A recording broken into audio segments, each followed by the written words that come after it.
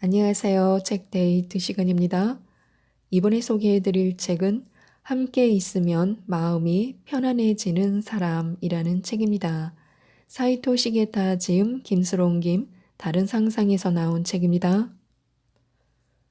우리는 기분이 울적할 때나 마음이 복잡할 때 생각나는 사람이 있습니다. 만나서 얘기하면 기분이 풀어질 것 같고 옆에 있는 것만으로도 마음을 편안하게 만드는 사람, 말할수록 마음이 놓이는 그런 사람이 있습니다. 만약 내 곁에 이런 사람이 있다면 또는 나 자신이 그런 사람이 된다면 살아가는 게 훨씬 부드럽고 재미있을 텐데요. 이 책은 이처럼 항상 함께 하고 싶은 사람이 되는 비결을 알려주는 책입니다. 이 비결을 통해 감정을 잘 다스리고 다른 사람에게 휘둘리지 않으며 자신만의 속도로 세상을 살아가는 태도를 배워 행복한 삶을 이끌도록 도움을 주고 있습니다. 언제까지나 함께 하고 싶은 사람이 되려면 어떻게 해야 하는지 그 비결을 몇 편 소개해 드리겠습니다. 속도를 조금 늦추면 무료한 일상이 달라집니다. 사람들은 곧잘 인생은 여행이라고 빗대어 말하곤 합니다. 하루하루의 생활은 우리의 사고 방식에 따라서 지루하기도 하고 즐겁기도 합니다. 이렇게 단조롭고 지루한 날이 앞으로도 계속되는 걸까? 하루하루가 너무 바빠서 힘들다. 이렇게 생각하면 당연히 무엇을 해도 즐겁지가 않습니다. 이런 상태에서라면 사람들을 만나도 불평불만만 늘어놓게 되어 함께 있는 사람은 마음이 놓이기는커녕 오히려 상대의 기분까지 우울하게 만들어 버릴 것입니다. 단조로워 보이는 일상 속에서도 멋진 발견이 가능하다고 생각하며 재미를 찾으면 됩니다. 눈에 익은 출퇴근 풍경, 항상 걷는 거리의 풍경에서도 매일 수많은 작은 변화가 일어나고 있습니다. 단, 작은 변화를 발견하려면 마음에도 시간에도 여유가 필요합니다. 걷는 속도를 조금 늦추고 주위의 풍경을 관찰해 보는 것입니다. 그러려면 용기가 필요하겠지만 도전하지 않으면 아무것도 변하지 않습니다. 마음을 편하게 해주는 사람들이 지닌 공통적인 매력이 있습니다. 우선 이 사람들은 자신만의 리듬으로 살아갑니다. 누구나 함께 있으면 마음이 편안해지는 사람이 되고 싶지만 실제로는 좀처럼 뜻대로 되지 않습니다. 그렇게 되고 싶다고 강하게 바라는 사람일수록 다른 사람을 지나치게 의식해서 자신도 모르는 사이에 자신의 속도를 잃어버리기 때문입니다. 사람은 사회와의 관계 속에서 다른 사람과의 소통 속에서 비로소 희로애락을 느낄 수 있습니다.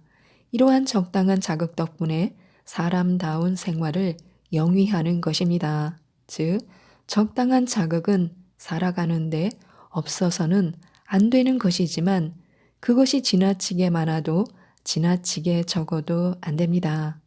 이 적당한 균형을 위해서는 바쁜 하루를 보내는 틈틈이 숨을 돌릴 시간을 마련해야 합니다. 하루하루를 나름대로의 방법으로 즐기기 위한 궁리를 해야 합니다. 함께 있으면 마음이 편안해지는 사람에게는 자신만의 삶의 리듬이 있습니다. 이것을 몸에 익히지 못하는 가장 큰 이유 중 하나는 바쁜 일상에 휩쓸려 버리기 때문입니다. 숨 돌리는 시간을 만들어서 잠깐 휴식을 취해보거나 옆길로 가보아야 합니다. 자신에게 가장 적당한 삶의 리듬을 발견할 수 있을 것입니다. 5분이 됐든 10분이 됐든 그런 시간이 있는 것과 없는 것은 크게 다릅니다. 그 짧은 시간이 마음의 청량제가 되어줄 것입니다. 항상 전투태세인 사람들이 있습니다. 만약 평소에도 심한 긴장 상태가 계속된다면 몸은 언제나 전투 태세를 유지해야만 합니다. 그렇게 되면 사령탑인 뇌가 너무 많은 일로 피곤해져서 뇌의 노화가 촉진되는 그런 문제가 발생합니다.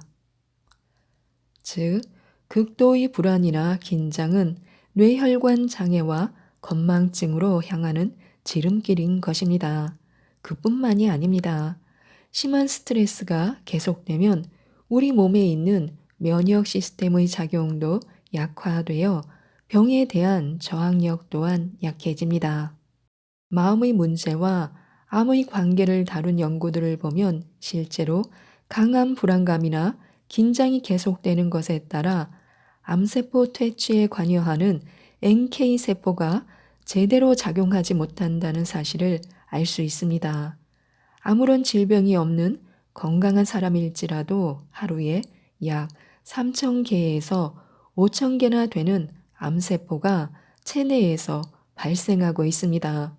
그런데도 암에 걸리지 않는 것은 NK세포를 중심으로 하는 면역 부대가 암세포를 처치해 주기 때문입니다. 그러나 강한 불안을 느끼거나 긴장 상태가 계속되면 NK세포가 전투 의욕을 상실하여 더 이상 싸우고 싶지 않다라는 자세로 일을 하지 않게 됩니다. 이처럼 몸이 휴식을 원하고 있는데 숨 돌릴 틈을 주지 않으면 불만이 쌓이게 되어 몸과 마음이 스스로를 상당히 위험한 상태로 몰고 가는 것입니다. 만약 웃음이 나온다면 상처는 치유된 것입니다. 어느 누구의 삶에서나 마찬가지지만 상승 기류를 탈 때가 있으면 하강 기류를 탈 때도 있습니다. 인생이란 그 물결의 반복이라고 해도 과언이 아닙니다. 커다란 물결이 반복되는 사람, 작은 물결이 반복되는 사람, 큰 물결과 작은 물결이 번갈아 반복되는 사람, 사람에 따라서 물결의 크기도 다르고 하강 기류가 좀처럼 그치지 않을 때도 있습니다. 세심하게 살펴보면 일주일 단위로 혹은 하루 안에도 그런 물결이 있을 수 있습니다. 하지만 안타깝게도 하강 기류를 완전히 피한다는 것은 있을 수 없는 일입니다. 그렇다면 불행한 때일수록 웃음이라는 치료약을 사용해야 합니다. 자신을 객관적으로 바라보고 재미있는 부분에서는 마음껏 웃어보는 것입니다. 작은 물결에 휩싸여 살려줘라며 사지를 버둥거리고 있는 자신, 미간의 주름을 잡고서 한숨만 쉬고 있는 자신의 얼굴, 언제나 무엇인가에 쫓겨서 여기저기 뛰어다니고 있는 자신의 모습을 한 발 물러서서 바라보는 것입니다. 자신도 모르게 웃음을 터뜨릴지도 모릅니다. 그렇다면 웃어버리는 편이 아옹다옹 살고 있는 자신을 위해서도 도움이 될 것입니다. 스스로의 힘으로 파도를 넘어설 수 있는 방법이 될 것입니다. 인간관계 때문에 우울해졌을 때도 일부러 한 발 뒤로 물러서서 자신을 관찰해 보는 것입니다. A는 언제나 남의 속을 긁는 말만 한다. 어째서 B는 내 험담만 하는 거지? 이렇게 화를 내거나 한탄하고 있는 자신의 모습을 객관적으로 바라보면 내가 별것 아닌 문제로 신경질을 부렸구나라는 사실을 깨닫게 될 것입니다. 만약 스스로가 자신을 이렇게 웃어 넘길 수 있다면 그것은 마음의 상처가 거의 치유되었다는 증거입니다. 시점을 바꾸는 것만으로도 신경질이 웃음으로 바뀔 수 있습니다. 저도 그래요 라는 말의 효과가 있습니다. 지금 거센 하강 기류의 물결에 휩싸일 지경에 처했을 때 비슷한 입장에 있는 누군가가 가까이에 있으면 그것만으로도 우리는 도움을 받게 됩니다. 어째서 내 주위에서만 이런 일들이 일어나는 거야? 왜 내게만 이런 일이 닥치는 거야. 이렇게 기분이 최악의 상태에 빠져 있을 때 저도 그래요 라고 누군가가 손을 들어준다면 그 한마디로 마음이 조금은 누그러집니다. 여기저기서 손을 들어준다면 훨씬 더 편안해집니다. 제 친구도 그래요. 이런 말 또한 효과가 있습니다. 어쨌든 동료가 있다는 사실을 알게 되면 그 순간 마음이 한결 편안해집니다. 내가 불행할 때 형편이 나은 친구에게서 힘을 얻는 것도 하나의 방법이 될 수 있겠지만 마음속에서 누군가 얘기를 들어줬으면 좋겠다. 이런 기분을 함께 나누고 싶다라고 생각하고 있을 때는 같은 파장을 가진 친구가 도움이 됩니다. 서로가 너의 기분 이해할 수 있어. 열심히 했는데 그렇게 돼서 속상할 거야 라는 말을 주고받는다면 어깨의 짐을 덜 수 있습니다.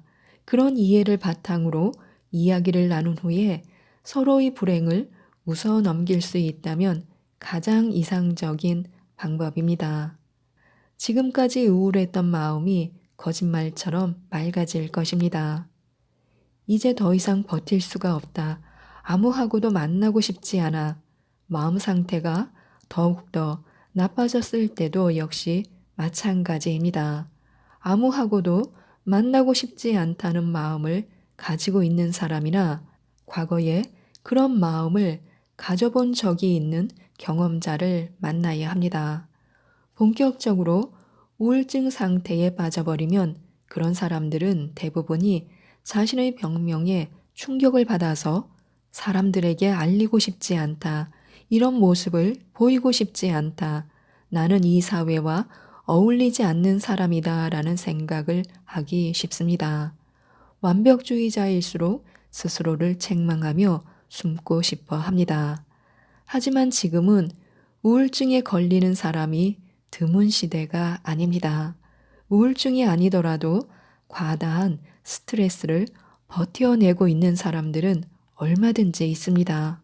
신뢰할 수 있는 누군가에게 지금 내 마음이 감기에 걸려 있다는 것을 밝히면 의외로 나도 그런 적이 있었어 또는 내가 아는 사람도 지금 힘들어하고 있어 라는 대답이 돌아올 가능성이 높습니다. 이겨낸 사람들의 이야기를 들으면 용기가 생겨나기도 합니다. 공감을 주고받는 것이 마음을 다스릴 수 있는 첫걸음입니다. 마음의 면역력을 기르는 것도 좋습니다. 아무리 주도 면밀하게 인생을 설계한다 하더라도 꼭 그대로만은 되지 않는 것이 인생입니다. 그때 그 회사를 선택했더라면, 그 사람과 결혼했더라면, 되돌아보면 왜 만약이라는 생각만 커져갈 뿐입니다. 하지만 인생에서 그다지 운이 없는 순간일지라도 사고방식을 바꾼다면 그것을 긍정적 요인으로 취할 수 있습니다. 예를 들어 왜 혹은 만약을 역시로 바꾸는 것입니다. 역시 인생이란 그렇게 간단한 게 아니야 라고 여긴다면 자, 그럼 이제부터는 어떻게 해야 하지? 라며 뒤를 향해 있던 시선을 앞쪽으로 돌릴 수 있습니다. 그리고 좌절이나 실패를 모두 경험이라고 생각하는 것입니다. 사람은 경험을 통해서 많은 것을 배우고 인간성을 함양할 수 있습니다. 좌절도 많이 경험해 보는 게 삶의 폭을 넓힐 기회로 작용합니다. 지금까지 이 책에 대해서 말씀드렸는데요. 우리 삶이 여유와 행복으로 가득 차고 말과 행동에 배어 긍정 에너지를 전해주는 사람이 될 수 있도록 도움을 주는 책입니다. 함께 있으면 마음이 편안해지는 사람을 꼭 한번 읽어보시고 늘 좋은 사람들과 행복하셨으면 좋겠습니다. 이상 책데이트였습니다. 감사합니다.